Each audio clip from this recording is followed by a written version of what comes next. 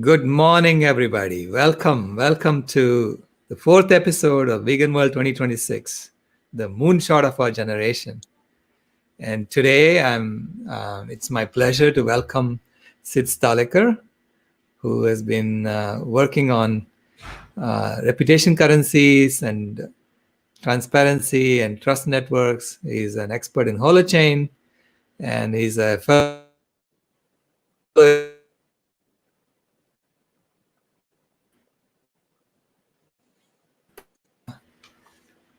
Sid is in Singapore. And welcome, Sid. Welcome. Thank you for joining us. Thank you. It's a pleasure to be here. Yeah, and so today I'm going to start by asking, by looking at, how we have networked ourselves as human beings at the moment. The mainstream networking, the way we have done it, and what we need to do to get it to be more sustainable, more equitable, and so on. Right. So I'm beginning with the observation that we all have a hierarchical system. We've always had something hierarchical, no matter which civilization you look at. Actually, Martha Beck has this great video where she talks about how every civilization that changed itself and said we're going to do things better eventually created another hierarchy. So hierarchies seem to be the way we organize ourselves, and to manage complexity, you need to have some kind of hierarchy anyway. But I think the way we have organized our hierarchies, we have favored the extraction of resources from nature and from the poor, and funneled it to the rich. So we have made that. We call that commerce when that happens. When resources are taken up the hierarchy, we call that commerce. And then we encourage people to have secret processes, and make profits out of that, and so on, and compete with each other to find better ways of doing things, and so on. So we have created this game in which, as resources are funneled up the hierarchy, it's called commerce and profitability when you extract something extra out of it and put it in your own pocket. And then when we send resources back down the hierarchy to the people who need it, we call that charity. And then we insist on transparency down that hierarchy and make sure that no one steals. And then we put people in jail if they steal.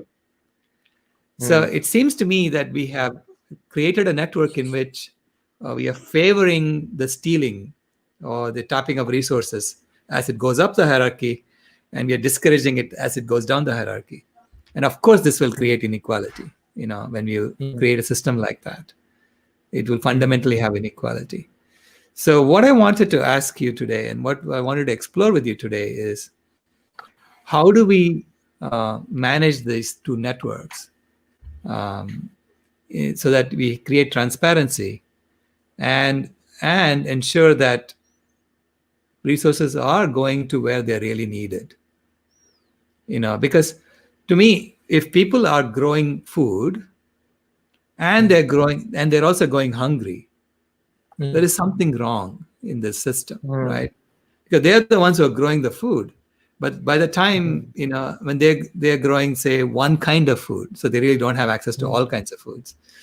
And so for them to tap into into the resources of other human beings so that they can eat a balanced meal, that becomes like a huge undertaking, and it shouldn't be, right? If you think about it, it shouldn't.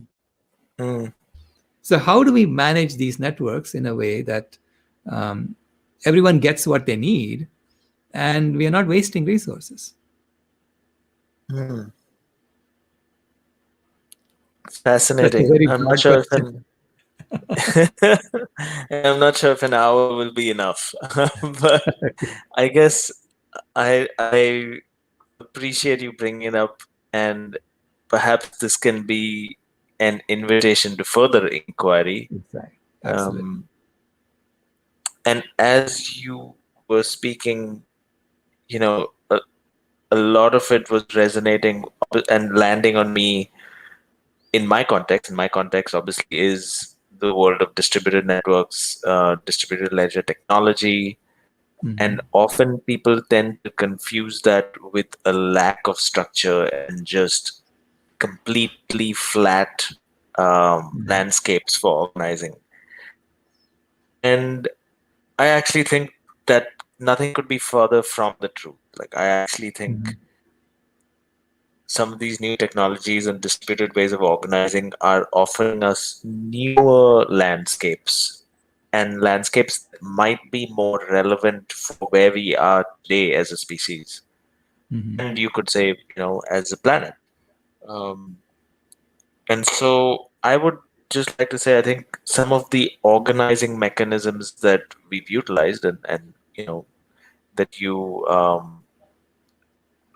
I would say, at some level also articulated how they tend to operate, Mhm. um, were designed a couple hundred years ago. They were Right. really products of the Industrial Revolution. Mhm. And there's two things that stand out for me from the Industrial Revolution. One, it was a long time ago, and we didn't have access to technology that we do today. We Right. definitely didn't have access to distributed ledger technology. We didn't even have access to computers. We didn't even have access to distributed networks like the internet. Mhm. And so it was the steam engine times. And so our collective psyche was operating from that. Zoom back a couple hundred years ago and try and design a system, and you come up with a system that's reflective of that time, the Right. 1800s, the 1900s. Um, and so I think it's shocking that we haven't updated that infrastructure yet, Mm. and that's what really upsets me when I hear about people talking about innovation and the future, and I feel like our socio-cultural political infrastructure just hasn't been updated. It's kind of like living in a really modern house but plumbing from the 18th century. Right. And I think that's fundamentally an issue that's worth looking at. And two, I feel like that system was designed keeping in mind the needs of humans a couple hundred years ago, or maybe 100 years ago. And Mhm. obviously, humans looked very different. I'm sorry, didn't look very different, but their needs were very different. We were trying to solve problems of protecting ourselves from the vagaries of nature, trying to not die from hunger at a Mhm. much larger number. I would admit hunger still exists today, but nowhere close to the numbers that we saw back then. Um, and so some of the needs of humans were at the very basal level almost.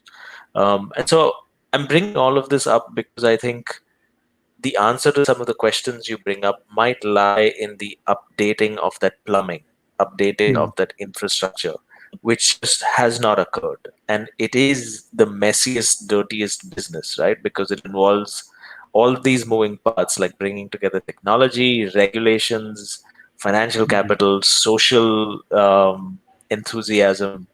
Um, and I genuinely think it is the challenge of our generation. Right. We can talk about all of the politically correct vocabulary that we like to bring into our conversations, but unless we actually update that underlying infrastructure, we'll keep falling back into the same patterns. And it's almost like I've now reached this stage in my journey where I think if we don't update that infrastructure, everything we do just makes things worse. Right. Um, so even if we design, going back to the early days of the internet, like these breakthrough technologies that can connect the world, or a couple of years ago, this world of cryptocurrency of like, everyone will have access to capital. I feel like all of those innovations, when they fall in on that same fabric that was 200 years old, Right. they just end up making things worse. And so we end up seeing situations where a Facebook, or social media today, you could argue is actually net negative for society. Probably, Mhm. increasing polarization as opposed to bringing us together. And the Mhm. same with some of those radical innovative financial technologies from a couple years ago. I think something like cryptocurrency is now, I would say, adding to the inequality that you see in the world more than Mhm. solving for it. So yeah, long story short, I would say some of those concerns for me lie in that plumbing, the infrastructure. Right. And for me, from my lens of economics, I think the economic system wasn't designed for needs of humans today. It was designed for um, you could say even Neanderthal-like humans, right? Like Right. literally fighting nature for survival, as opposed to the relationship we're talking about today as being custodians of it. Right. Literally fighting each other in order to gain resources to bring their families some sort of security, as opposed to collaborating with them, with communities around the world. Right. And so I think that's a system that needs updating. It was a system that over the last 30 to 40 to 50 years has taken the shape of a global consensus like system. And I think the systems we need to move towards are more interoperability based, Mm. um, and rely on mimetic bridges as opposed to consensus. And I can share more about what I mean by that, but I think that's the gist of where I think the solution lies. Yeah, I mean, reaching a consensus is like getting to a single truth among all of us, Mm, and it's almost mm, impossible. So, and it becomes much more cumbersome. And I mm, think what you're talking about is creating these membranes where experts in a certain area agree on certain things, and then you mm, have feedback systems in place to make sure that what is agreed on does mesh well with reality. mm. Because otherwise, if you're not in alignment with reality, then whatever we are working on is is not going to keep us Yeah, within the yeah, within the donut or the donut yeah, economics, right? So yeah. yeah, the reason I brought that up in the beginning was that Mm, yeah, getting to a um, sustainable planet, a thriving planet with mm, the old technologies, it's like mm. getting to the moon on a bicycle. You know, insisting that Yeah, you do it on a bicycle, and you can't do yeah, that. It's just yeah, impossible, right? yeah. So we have to sort Yeah. of restructure the games that we were playing, because the games, as you said, that we created 200 years ago, the financial mechanisms and the games that we created Mm, 200 years ago, were were in the colonial era when it was mm. perfectly okay to exploit other people. It was, in fact, Yeah, it was normal, right? yeah. And it was perfectly okay to exploit animals. Mm, And so when we have a system in which a tree is valued more when it is mm, dead than alive, mm, and an animal is valued more when it's dead than alive, we mm. shouldn't be surprised that we are killing all the trees and we're killing all the animals, right? Because that's the game we are playing, right? Yeah, So, yeah, and we need to yeah. know that we can't continue that, right? And knowing Yes. that we cannot continue Mm, that, we are mm, obligated to create a game, a new mm, system in which they mm, are respected. The trees are respected. mm, The mm, trees are valued when they're alive than they're dead, mm, and in which animals are valued as they are. mm. And we probably shouldn't even be putting a value on them and calling them infinite value, Yeah, right? yeah, yeah, yeah. I agree. I will add, and I think this might be relevant for some of the listeners who may not be clued into some of the technological innovations that Mhm. you and I have been clued into. Technologies like Holochain, Mm. or the broader subset of what's known as agent-centric technologies, Right. are now allowing us to generate what are called reputation currencies, which basically means in the past we only had monetary currencies, which are literally the descendants of gold coins, or Mm. something materially valuable. Because with monetary currencies I can go and buy myself some food or a house or a car. But reputation currencies are slightly different in the sense they help articulate or signal something about a person or an agent in the network on the basis Mhm. of their past activities or engagements. So let's say Sid has, these are Sid's timestamps and he's always been late for work. I think it's fair to assume that, yeah, it's quite it's quite likely that he'll continue to be late at work. And so Mm. let's, derive some sort of sense making inference from this piece of information. And so that's termed as what is known as reputation currencies. But I bring this up because in the past, the only formal way in which communities could articulate their culture or their rules of the game were through this system of governance, right? Like we all go to vote, we all appoint some kind of democratic leader or theological leader or an autocratic leader who assigns these rules of the games for us, Right. and lays down the cultural infrastructure on which commerce occurs. And which is why I think of the last 20 or 30 years, and I'm now moving our time frame away from the 100 to 200 years, to the last 30 to 40 years, where the free market or capital markets really had free reign and could define Right. what value was and how things moved.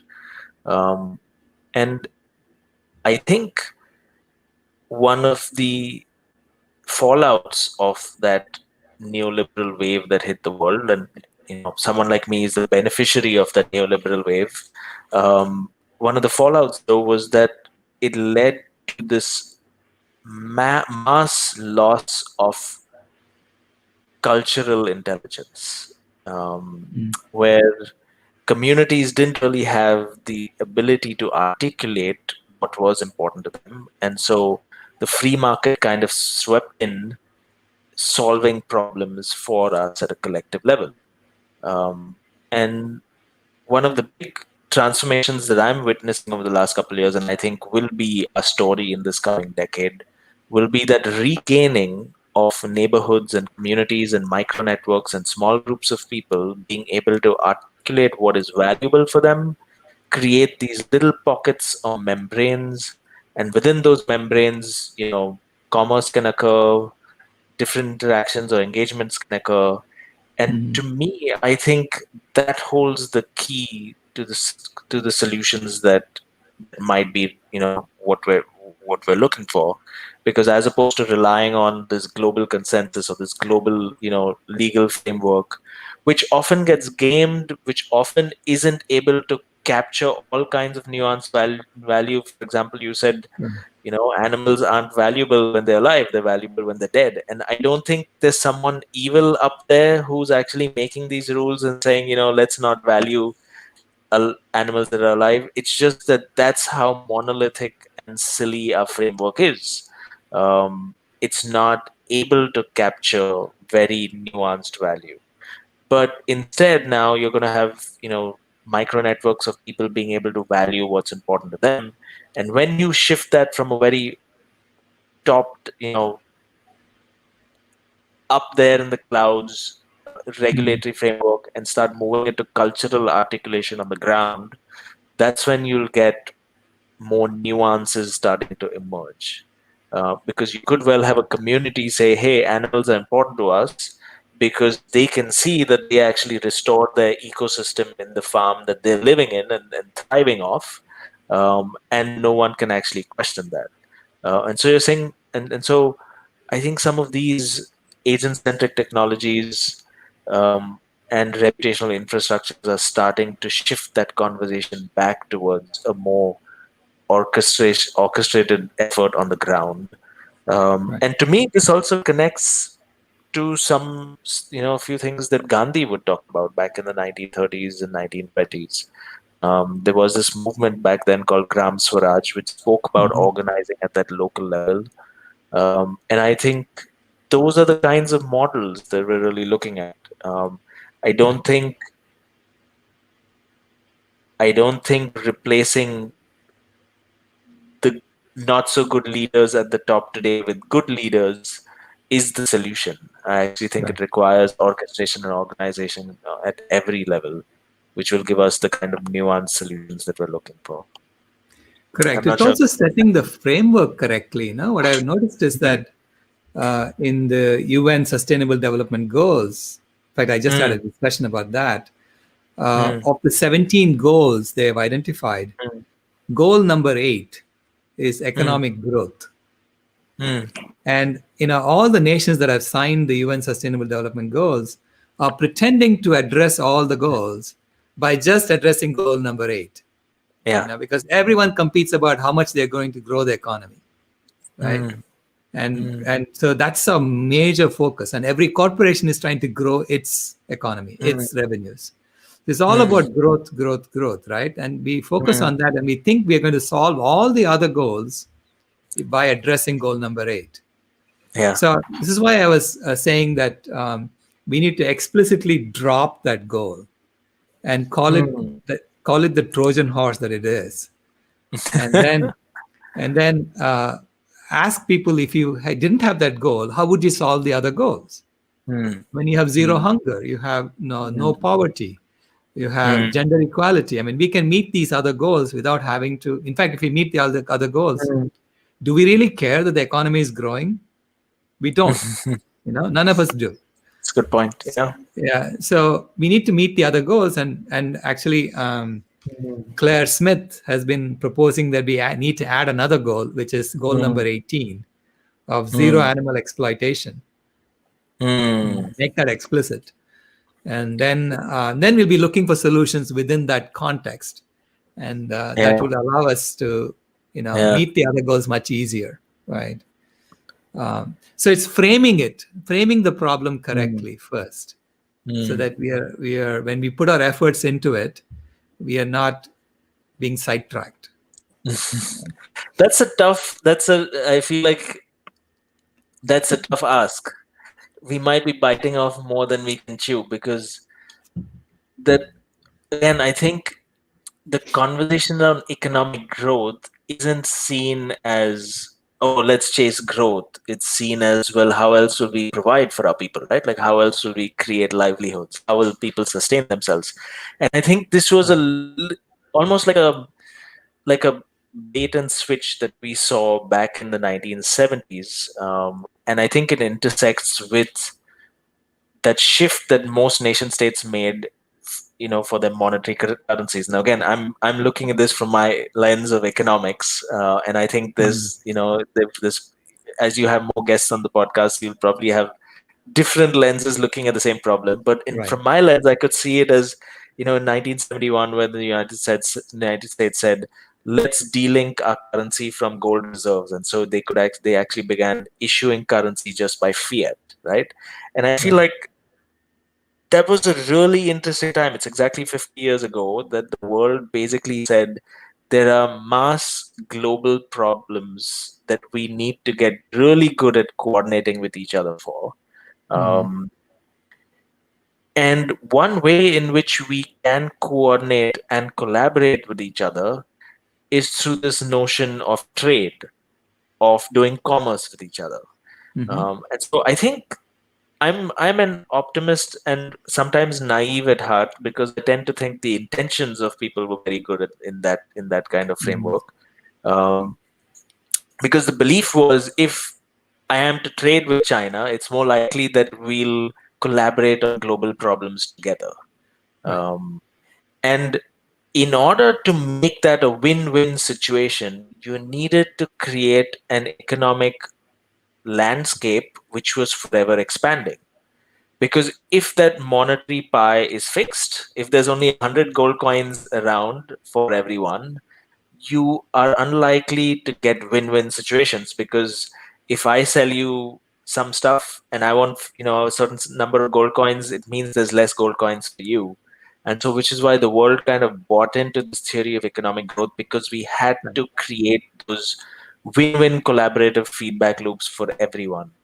And I think we're now running into the problem of that assumption, which is, oh, if the number of gold coins keeps increasing, there's not going to be enough of a planet left. And I feel like our generation is running headlong into that problem, which was bound to catch up at some point. And so the question is, if we're asking for growth to not be a priority, Mhm. what do we replace it with, and where do we how do we create an economic system that still promotes collaboration and looking Right. out for one another without that growth?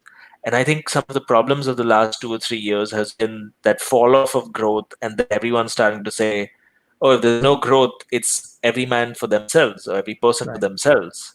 And so you start getting those, very tribal instincts rushing up to the fore.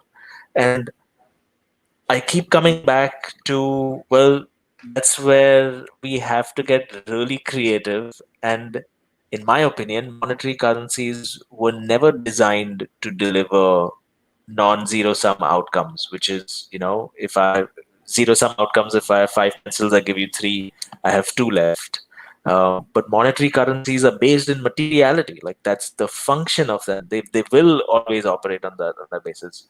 And so, which is why I think for the first time as humans, as a species, we will have to make that leap into non-zero sum economic systems, which means exploring things like reputation currencies, because reputation has interesting qualities. It's a non-zero sum resource, right? Like, Mhm. let's say we're a group of people in a circle ideating together.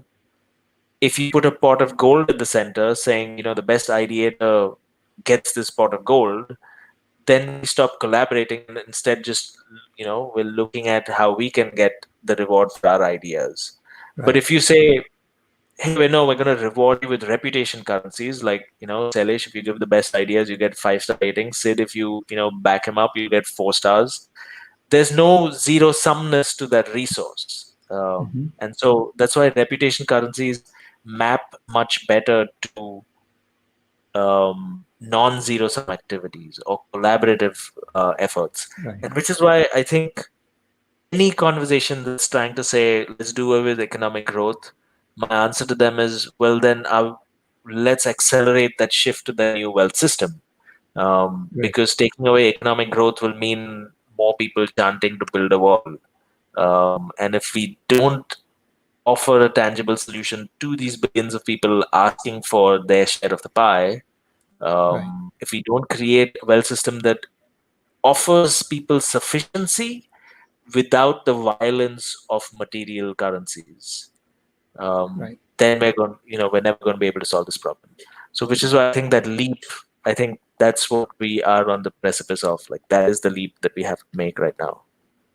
Yeah, it's a leap. I see it as a leap in the architecture of the game, because currently Mm. the game itself begins with saying that you don't belong unless you do what someone with money wants you to do.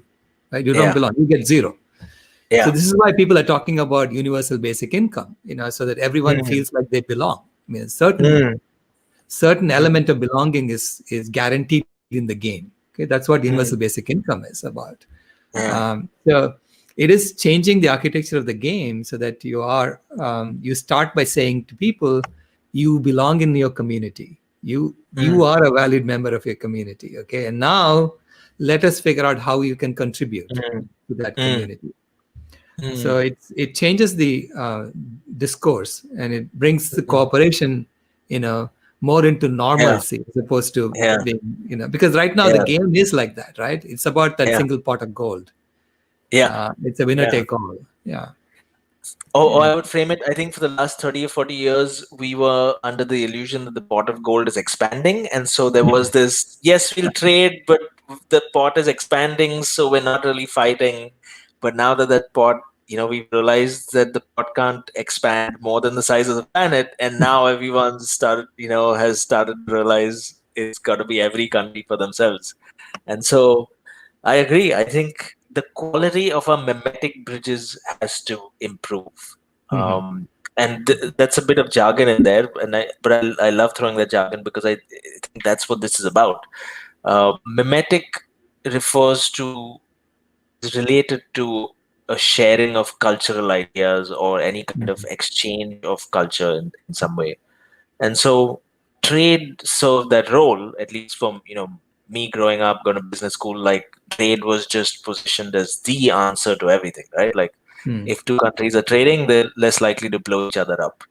Right. Um, and it served as this mimetic bridge, but it was also very crude and very narrow, right? Like it brought about situations where you only knew a country through almost cheap things like tourism. I don't mean sound like an elitist, but it's like a lot of people.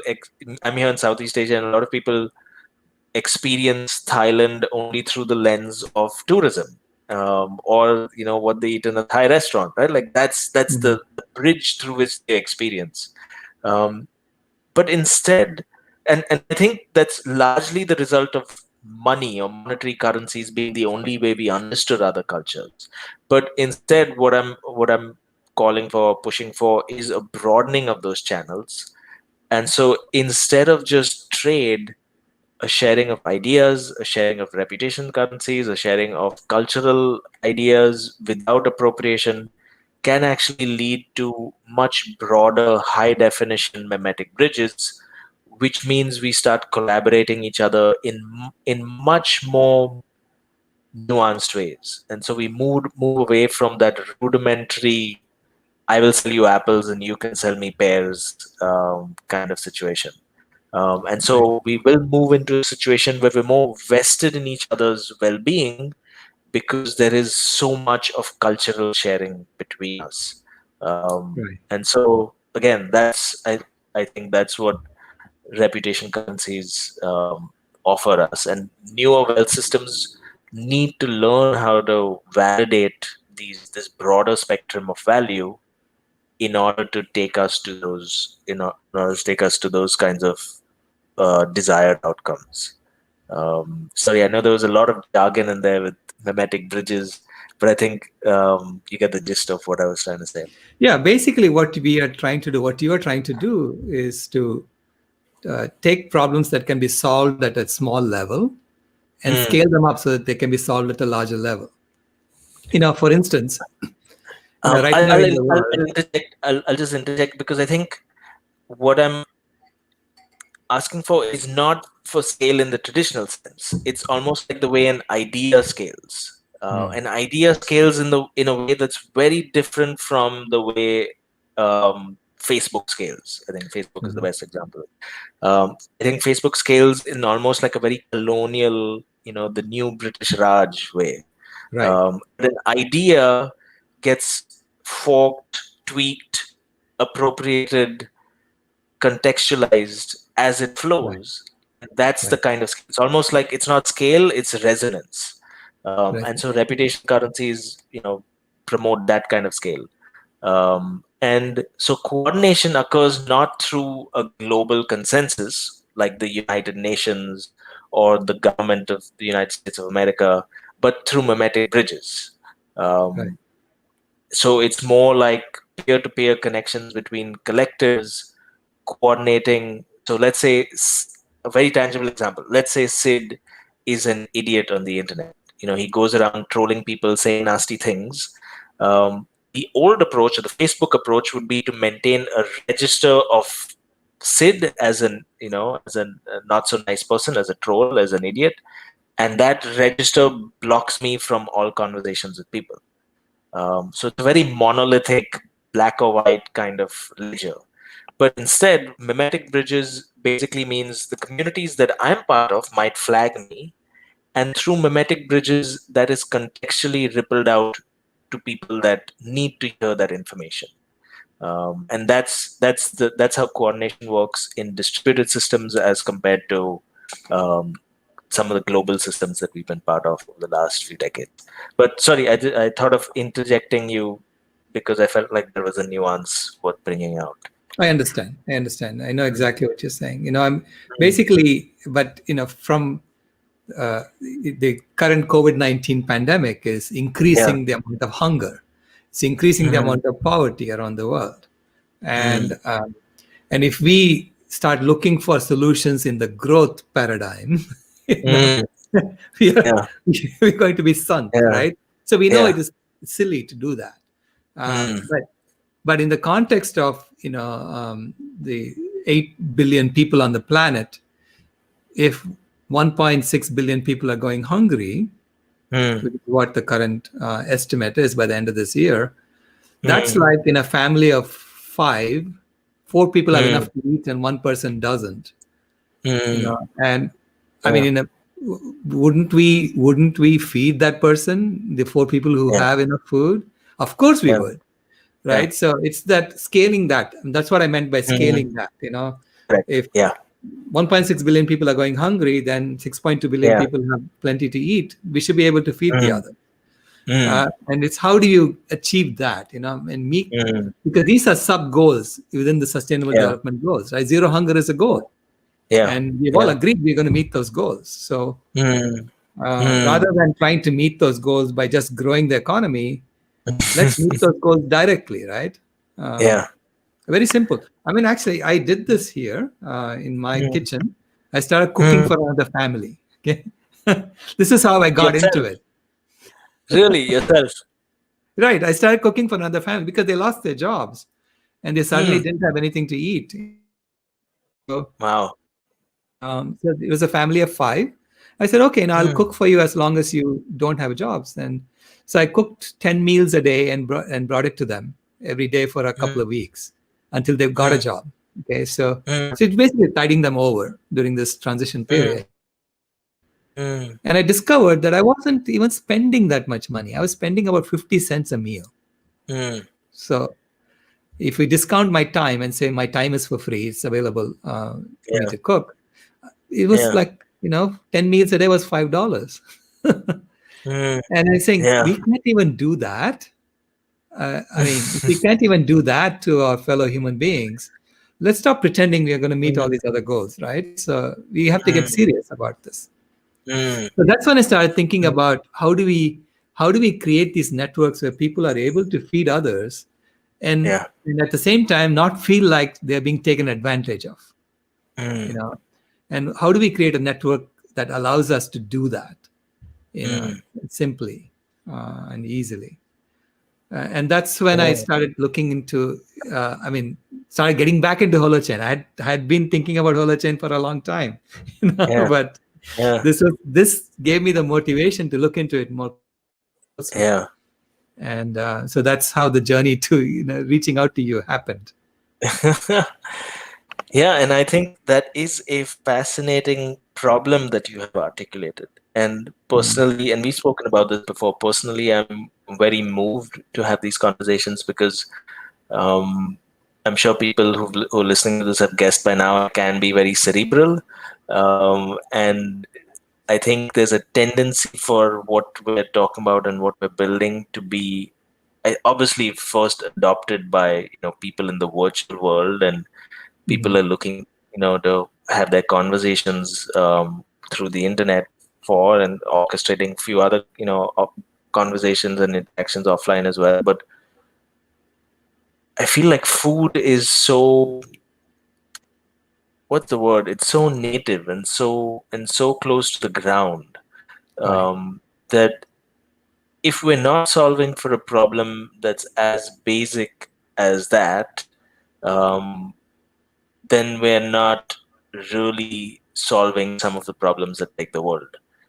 Like I feel like these have to be held with as these issues, or the issue particularly that you've laid out is so beautiful and central to me that I feel very motivated to throw all of my creative resources at it.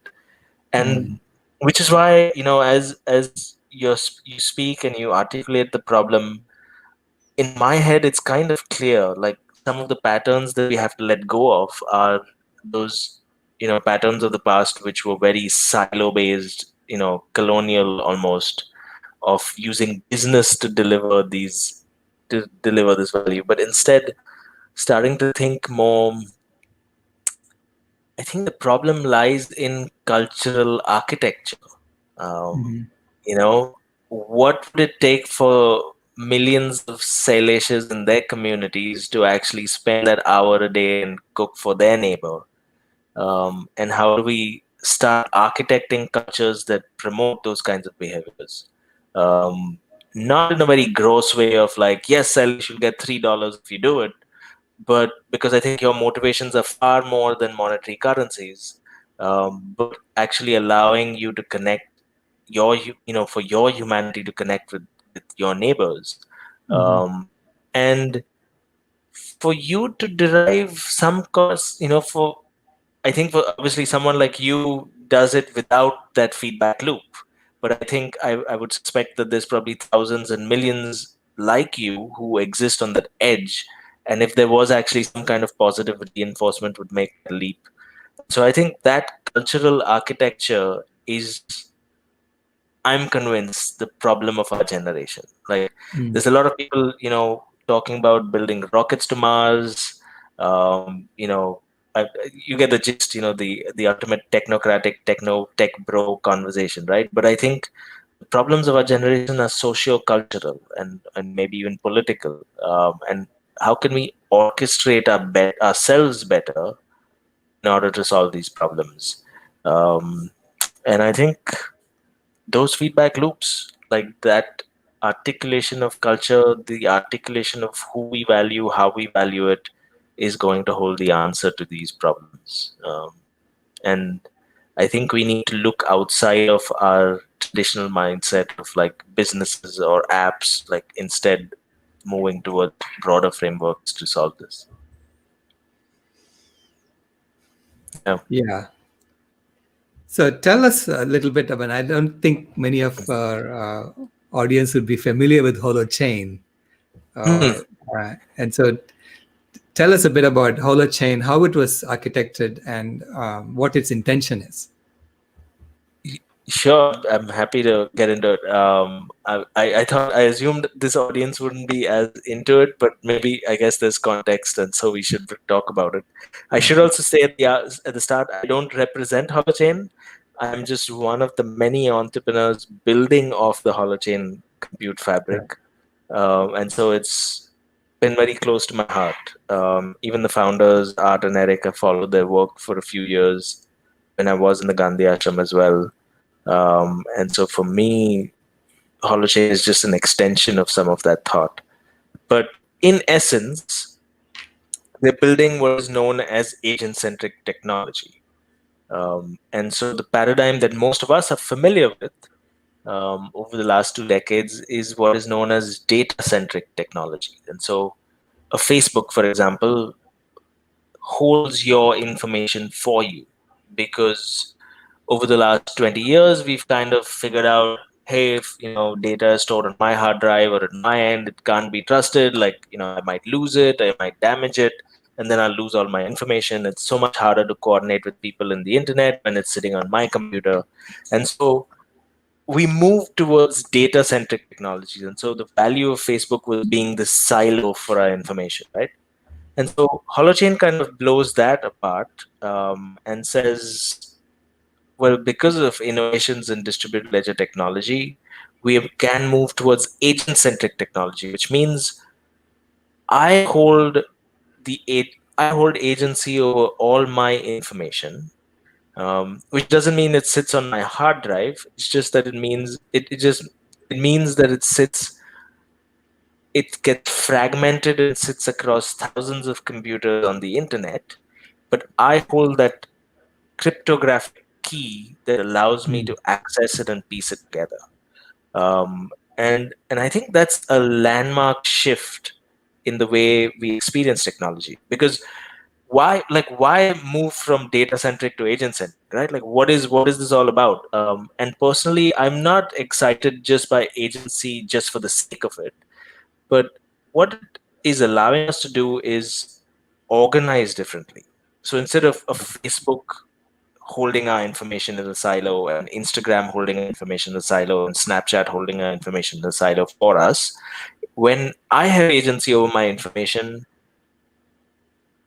I can actually port this information and show up in different networks on the basis of what I choose to declare and show to that network. And so the role of apps isn't so much storing our data, but instead they become templates. They become Mm. rules for a game that we'd like to play with each other. And I think that's a fascinating new step that they're making, and where we're heading, because it means instead of organizing ourselves as apps or businesses, we're starting to organize ourselves as neighborhoods, Mm. which to me is exciting. Like this brand new organizing principle To me, neighborhoods are more like social networks, like they're social organisms even, because they can, they can scale from handfuls of people. Like maybe we have an Instagram app for, among the three of us. Maybe we'd like to, expand it to 1,000 of us. And more importantly, it's not, when you think of organizing as a social network, you don't think of this social network as competing with another social network. It's like, I'm sure most of people listening here use WhatsApp. You might have a WhatsApp group for your friends, you might have a WhatsApp group for your family, you might have a subgroup of your family group, like maybe it's just you and your parents. But these little groups aren't competing with each other. And they exist because the culture of that group differs from the other one. Like maybe the culture of my and the member of my my friends is not the same as the culture that I share with my family, and so they exist for different reasons. They're not at odds with each other. They are inherently collaborative, and so I think the big shift of agent-centric technology is that we're having to decolonize our minds and move away from the competitive practices of business into more collaborative patterns of neighborhood. And so Right. when you speak about a problem, a humanitarian crisis really of, people still going hungry, I think that problem doesn't get solved with more competition. Like just intuitively, that's absurd, right? Like to think Right. that competition is going to solve this problem. I think that problem gets solved through better social orchestration, for us to start creating more and more and more of these social groups that care about each other and eventually solve this problem. And I think agent-centric technologies allow us to do it, because Sailesh, who served maybe 10,000 meals over the last year, can show up in other contexts and be rewarded for it. For example, if I, was an Airbnb host or a couchsurfing host, I would love to host you because you actually care for, members in your community. I think you Mhm. would be an interesting person. Like I would engage with you in a much more intimate way than just ride sharing and couch surfing. Like I'd actually love to access different dimensions of you, because here is a guy who, who spends 3 hours every day cooking for his neighbor. And so that kind of organizing, like the fact that Sailesh volunteered 10,000 hours and now that's free to be ported into potentially thousands of other contexts, starts unlocking new dimensions of rewards for you as a person. And that's a collaborative loop that we've just not had. Like it's just not existed for us. Right. Because what is the monetary value of Sailesh spending 10,000 hours? Like it probably has no monetary value, but I think it has phenomenal social, cultural value. And so Right. those are those feedback loops that will starting to get generated. And to me, that's the power of distributed tech. You don't need to have the government validating you or a centralized authority stating Sailesh is a good person, because that's a bottleneck. But instead, now we've open sourced that, and now collectives will start figuring these things out themselves. Um, so yeah, I think the possibilities are mind-boggling, because what we're building here are distributed webs of social intelligence, and I think this is a fantastic contrast to the threats of centralized AI, right? Like I Hmm. don't think hunger will get solved with more and more AI. I think it'll get solved with distributed webs of social intelligence. I think this starts letting us move into, where was I going with this? There was one. um, it lets us, yeah, I think, unlock these new ways in which we can orchestrate, and I think that's exciting to me. And honestly, I'm eager to see where that takes us. Yeah, it'll be a great collaboration, I think, to get Yeah. the agent-centric computing and solving some of these social problems. Mm, Some real mm, social problems, and then basically orchestrating that and showing that the benefits of doing it this way, as opposed mm, to butting our heads in the old model, with the yeah, same old mindset of yeah. building bigger and bigger competitive environments. Um, Mm. for solving Yeah. these problems. Yeah. I'm really looking forward to working with you on this and making this, bringing Yeah. this to fruition. Because I think agent-centric computing is really what we were thinking of, when we were working on the internet. Hmm. That's what the Hmm. intent was all Yeah. along. And technically it was, right? Like if everyone was just running a server off their own little computers, it would have been. But I Right. think the direction we took when it went, when it got adopted at such scale was slightly different. And I guess you Right. could argue, like perhaps, those were also the needs of humans. Like we wanted to figure out how we will be speaking to each other via the internet. And I think to that extent, Facebook and Snapchat and all of these tools have, done this for us. We now know what works, like what are good ways to validate each other and speak to each other. It's just that I think those front end conversational tools need to be plucked out of very extractive environments and transplanted into some of the more collaborative environments of Holochain. So I think I think that's an impending renaissance of sorts that I see coming over the horizon. Someone was joking with me about this. It's almost like we've seen the last 20 years were some of the darkest years for technology.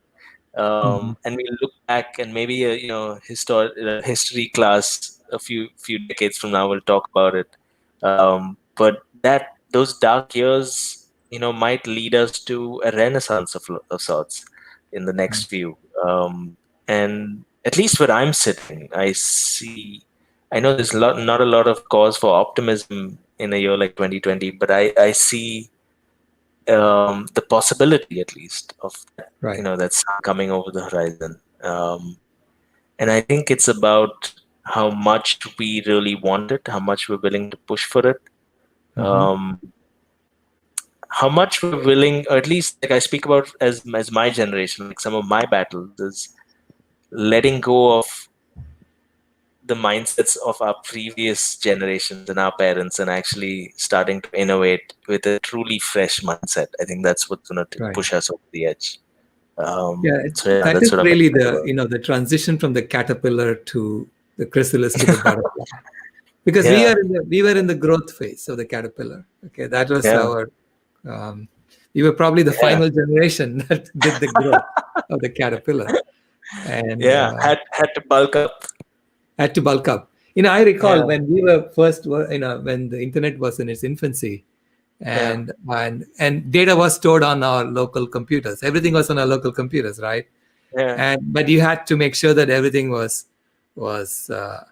you had to keep a copy of it, otherwise you're going to lose it, and then you had to make sure you back up every day. So all these yeah, process, I knew it was not going to happen with most people, yeah, and that it was yeah. going to go to the cloud. And someone is going to come along and say, I'll do it for you, but Mm, I'll do it for you in return. You give me your data, right? And yeah, I'll mine yeah, it, and I'll give you services based yeah, on that. So I knew it was yeah. going to happen that way. I think the exciting Mm, thing about Holochain is that it is allowing the cloud to now mm, also host our data, but with encryption in place, mm, so that mm. I don't still have to go worry about my own, Yeah, yeah, backups and things like that, right? yeah, yeah, Someone professional is taking care of that, yeah. uh, but as a Or service. as the tagline says, where the crowd is the cloud. Yeah, where the crowd is the cloud. Yeah, exactly. Yeah. Yeah. That's the beauty of And it. yeah, Yeah. yeah. And I think that's what's exciting. Like it just lets us orchestrate in whole new ways. And so I think that will be a challenge because this has never been done before. Mhm. But I feel like therein lies the opportunity. You know, Right. there's nothing really to hold us back because we have no um, data to test against. So we Right. just have to go out there and make our own mistakes, pretty much like the Wild Wild West.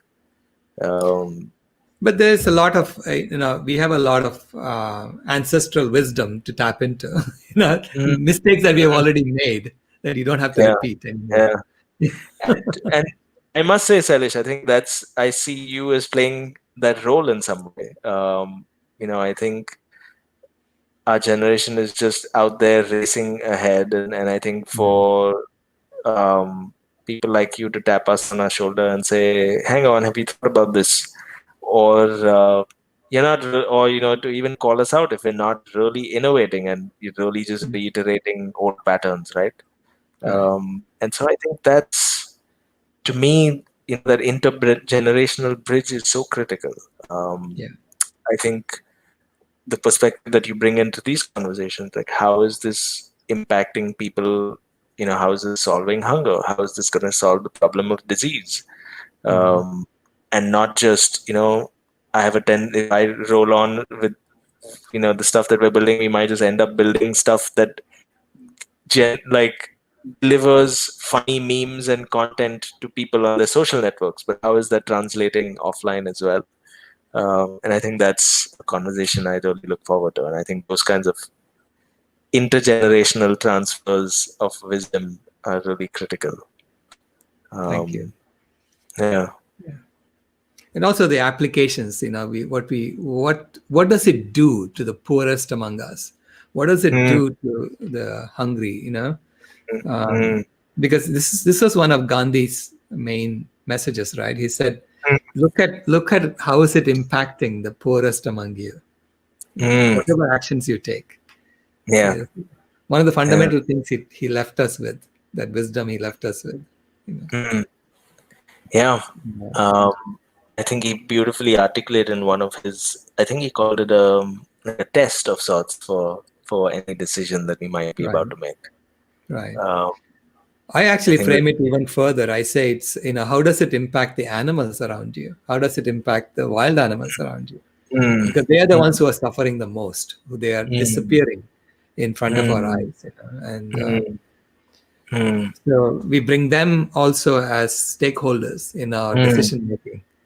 mm. Um, and Yeah. so, but yeah, these are exciting times, and we absolutely need people like you, and the work that you do is crucial to get the infrastructure Thank you. going.